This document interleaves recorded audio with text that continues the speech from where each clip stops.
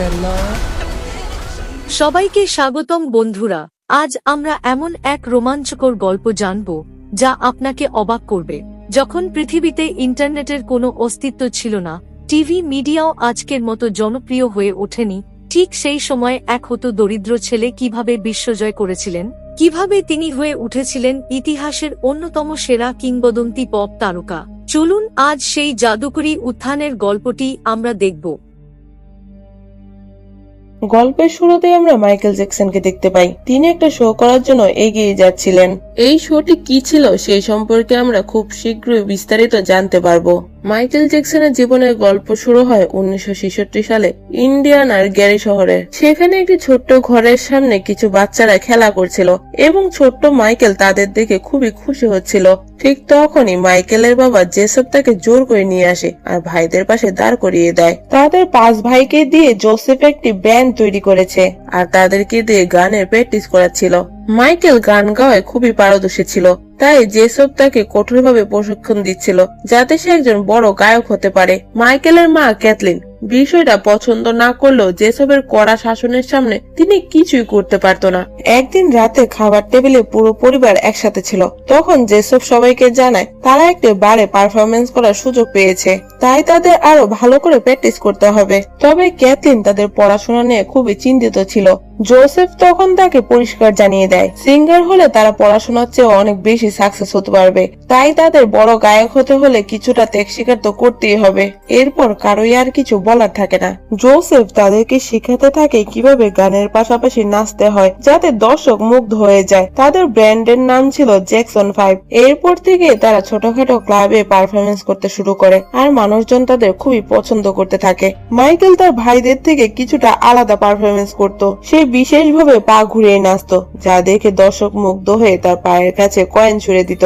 তবে এতে তার বাবা মোটেও খুশি ছিল না। সে চাইতো মাইকেল একজন সিঙ্গার হবে, তবে তার গানের চেয়ে নাচের প্রতি বেশি মনোযোগ ছিল। তাই জোসেফ সেদিন মাইকেলকে বেল দিয়ে প্রচন্ড মারে আর সবাইকে গানের প্রতি মনোযোগ দিতে বলে। মাইকেল কাঁদতে কাঁদতে ভেতরে চলে যায় আর তার মা অসহায়ের মতো সবকিছু দেখতে থাকে। সময় পেলে মাইকেল পিটার প্ল্যানের গল্প পড়ে নিজের শিশু মনোভাবকে বাঁচিয়ে রাখত। ধীরে ধীরে জ্যাকসন 5 জনপ্রিয় হতে থাকে এবং বড় বড় শো পেতে থাকে।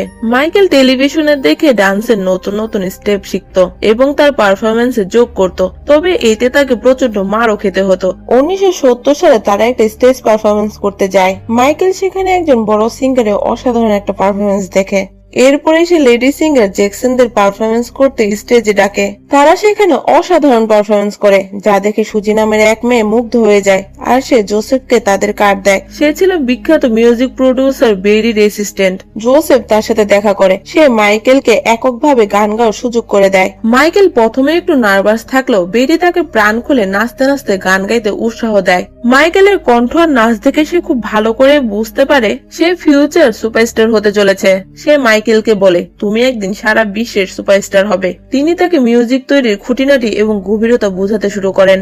1 বছর পর মাইকেলের প্রথম মিউজিক ভিডিও শুট করা হয় এবং তা লঞ্চ হওয়ার পর সে ভাইদের সাথে মিডিয়ার খুঁটিনাটি প্রশ্নের উত্তর দিতে থাকে। তার এবিসি গানটি বিশ্বের সেরা 100টি গানের তালিকায় জায়গা করে নেয়। এতেই তাদের জীবনের মোড় পাল্টে যায়। সে অনেক বড় একজন তারকা হয়ে যায়। একটি বিশাল ভিলা কিনে সেখানে শিফট হয়ে যায়। বিল নামের একজনকে মাইকেলের বডিগার্ড হিসেবে নিযুক্ত করা হয়। খুব তাড়াতাড়ি মাইকেল আর বিলের মধ্যে ভালো একটা বন্ধুত্ব গড়ে ওঠে। সে তার মায়ের সাথে রাতের বেলা মুভি দেখতে পছন্দ করত।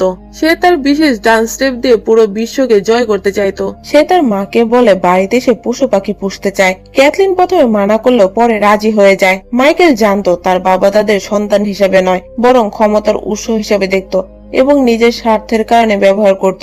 এই কথা শুনে তার মা তাকে বোঝায় তুমি তোমার ভাইদের চেয়েও সেরা, কিন্তু তোমার ভাইয়েরা সবসময় তোমার পাশে থেকেছে, তাই কখনো পরিবারকে ভুলে যেও না। 7 বছর পর মাইকেলের জীবনে বড় একটা পরিবর্তন আসে। সে এখন প্রাপ্তবয়স্ক। সে কোয়েন্সি জোস নামের একজন মিউজিক প্রডিউসারের সাথে দেখা করে।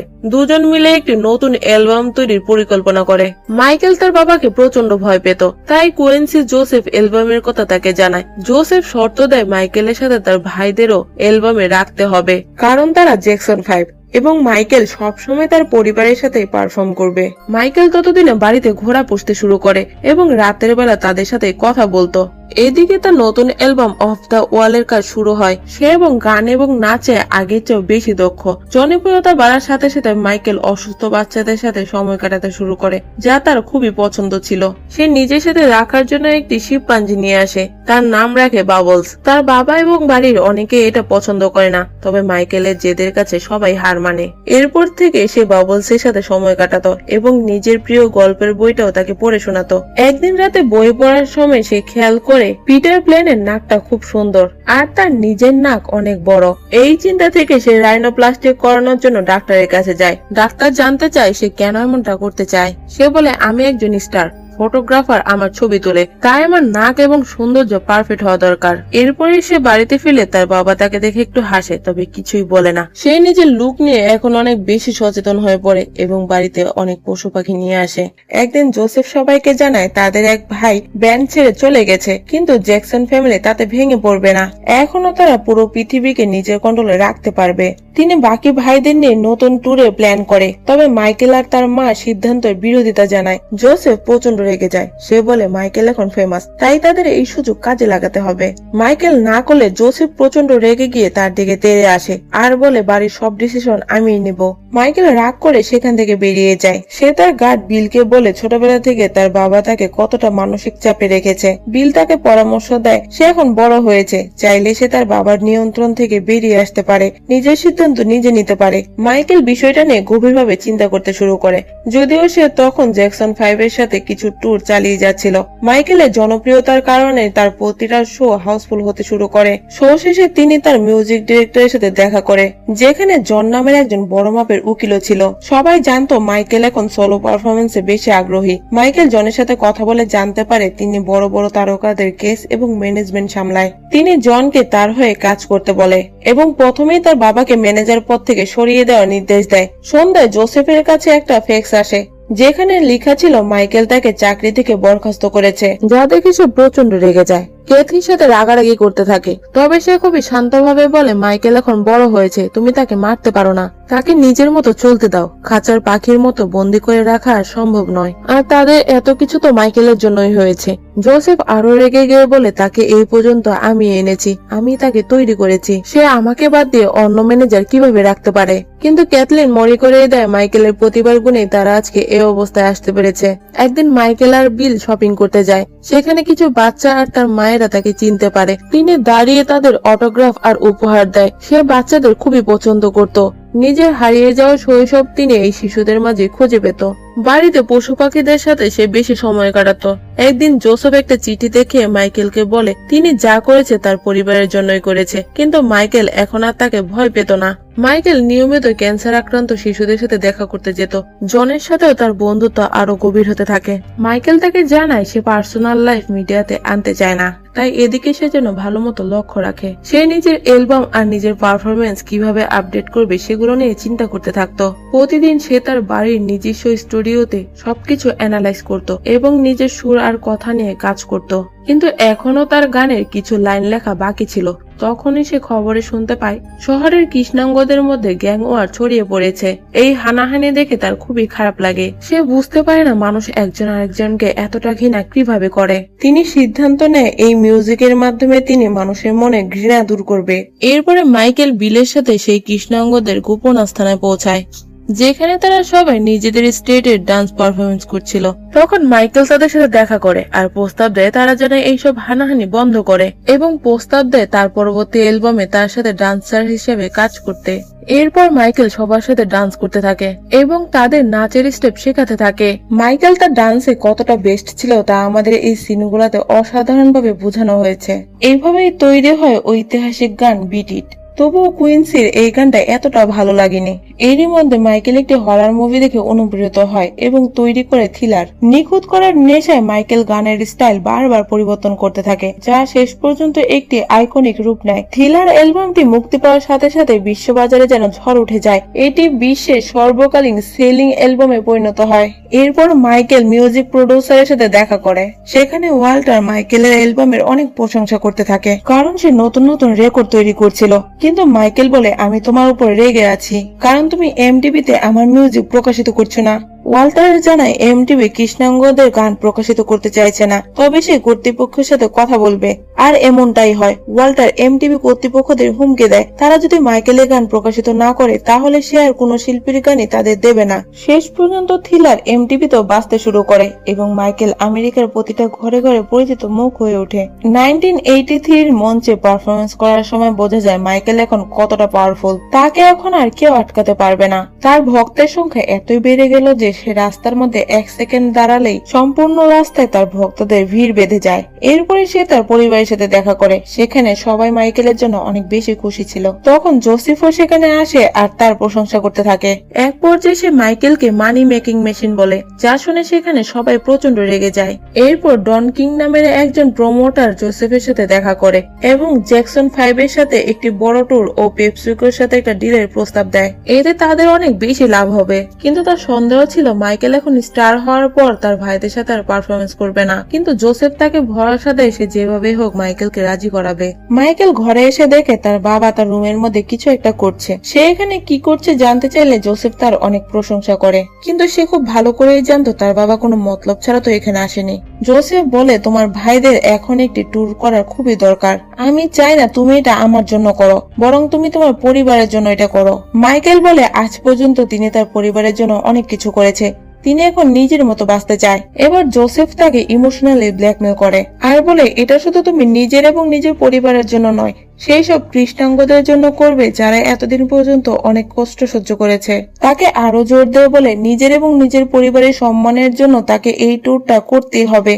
মাইকেল এবার কিছুটা ভয় পেয়ে যায় এবং এই বিষয়টা নিয়ে ভাবার জন্য সময় নেয়। কিছুদিন পর দেখা যায় মাইকেল তার ভাইদের সাথে পারফরমেন্স করছে। তখনই ডিরেক্টর সেখানে আসে, তার সাথে আলোচনা করতে থাকে কিভাবে এই পারফরমেন্স আরো বেশি আকর্ষণীয় করা যায়। মাইকেলকে একটি উঁচুতে থাকা প্ল্যাটফর্মে দাঁড় করায় যেখানে তার ধামাকাদার এন্ট্রি হওয়ার কথা ছিল। সেই সময় মাইকেল তার হাত হ্যান্ড গ্লোভস এর মধ্যে লুকিয়ে রেখেছিল কারণ তার স্কিন প্রবলেম শুরু হয়ে গিয়েছিল, যার কারণে সে অনেক বেশি চিন্তিত ছিল। এরপরে তার পারফরমেন্স শুরু হয়। ধামাকাদার এন্ট্রির সাথে সে ডান্স করতে থাকে। পারফরমেন্সের সময় হঠাৎ একটি বিস্ফোরণ ঘটে এবং মাইকেলের চুলে আগুন লেগে যায়। পুরো স্টেজ আতঙ্কে চিৎকার করতে থাকে। মাইকেল গুরুতর আহত হয়। তাকে দ্রুত অ্যাম্বুলেন্সে করে হাসপাতালে নেওয়া হয়। ডাক্তার সবাইকে জানায় মাইকেল এখন বিপদ মুক্ত, তবে তার মাথার অনেকটা অংশ পুড়ে গেছে। তবে তার ভাগ্য ভালো, সে বেঁচে গেছে। তখনই জোসেফ সবাইকে চমকে দিয়ে বলে, তবে কি মাইকেল এখন পারফরমেন্স করতে পারবে? ডক্টর অবাক হয়ে বলে, সে কেবলই মরতে মরতে বেঁচেছে, তার পুরোপুরি সুস্থ হতে কয়েক মাস লাগতে পারে, এমনকি তাকে সারা জীবন উইক পরেও থাকতে হতে পারে। হাসপাতালে থাকা অবস্থায় মাইকেল কার্টুন দেখে সময় পার করত এবং বিল আর তার পরিবার তার দেখাশোনা করত। বিশ্বজুড়ে তার ভক্তরা তার সুস্থতা কামনা করে চিঠি পাঠাতে থাকে। এরই মাঝে জন তার সাথে দেখা করতে আসে আর সে জানায় পেপসিকোর উপরে তারা কেস করেছে। তাদের অবহেলার কারণে মাইকেলের সাথে এমন ভয়াবহ দুর্ঘটনা ঘটেছে এবং তারা এর ক্ষতিপূরণ হিসেবে মোটা অঙ্কের টাকাও পেয়ে যাবে। এদিকে জোসেফ ক্যাথলিনকে ধমকাতে থাকে। সে জ্যাকসন 5 এর ট্যুরের জন্য অনেক জায়গায় সিগনেচার করেছে। যদি মাইকেল এই ট্যুর কমপ্লিট না করে তাহলে তাদের সব সম্পত্তি হাতছাড়া হতে পারে। তখন ক্যাথলিনের এই বিষয়টা খুবই খারাপ লাগে। সে জোসেফকে বলে মাইকেলকে সে যেন নিজের ইচ্ছা মতো বাঁচতে দেয়, কিন্তু জোসেফ শুধু তার বাকি ছেলেদের ভবিষ্যৎ নিয়েই চিন্তিত। তখন ক্যাথলিন বলে তারা নিজেদের ভবিষ্যৎ নিজেরা খুঁজে নিতে পারবে। কিছুদিন পর মাইকেল বিলকে চূড়ান্ত সিদ্ধান্ত জানায়। সে বলে তিনি আর এভাবে চলতে পারবে না, এখন থেকে তিনি একাই এগিয়ে যাবে। 1984 সালে লস এঞ্জেলসে মাইকেলকে আবারও পারফরমেন্স করতে দেখা যায়। সেখানে মাইকেল জ্যাকসন 5 এর সাথে অসাধারণ পারফরমেন্স উপহার দেয়। সেখানে থাকা অডিয়েন্স পাগলের মতো নাচতে থাকে। পারফরমেন্সের এক পর্যায়ে মাইকেল সবাইকে উদ্দেশ্য করে বলে, এটাই জ্যাকসন 5 এর সাথে তার শেষ পারফরমেন্স, এই জন্য এটা তার কাছে অনেক বেশি স্পেশাল। এটা শুনে ফ্যান্সরা অনেক বেশি এক্সাইটেড হয়ে যায়। স্টেজে দাঁড়িয়ে মাইকেল জোসেফের দিকে তাকায়। সে প্রচন্ড রাগে ফুঁসতে থাকে। মাইকেল তার দিকে খুব একটা গুরুত্ব না দিয়ে তার ভাইদের সাথে পারফরমেন্স কমপ্লিট করে। এরপরে সবাই একসাথে অডিয়েন্সকে শেষবারের মতো বিদায় জানায়। ভিতরে আসতে জোসেফ তার উপরে ফেটে পড়ে, কিন্তু মাইকেল তাকে ইগনোর করে সেখান থেকে চলে যায়। এরপরে গল্প বর্তমানে আসে, অর্থাৎ 1988 সাল লন্ডন শহর। মাইকেল এখন তার সোলো পারফরমেন্স দিয়ে বিশ্ব জয় করেছে। তিনি পরিবারের ছায়া থেকে বেরিয়ে নিজের অন্য পরিচয় তৈরি করেছে। তার এই অভাবনীয় সফলতার মধ্য দিয়ে সিনেমার প্রথম খণ্ড এখানেই শেষ হয়। মাইকেলের জীবনের পরবর্তী লড়াই এবং কিংবদন্তি হয়ে ওঠার গল্প জানতে হলে আমাদের পরবর্তী পার্টের জন্য অপেক্ষা করতে হবে। মাইকেলের এই অসাধারণ গল্প তোমাদের কেমন লাগলো তা আমাদের কমেন্টে জানাতে পারো।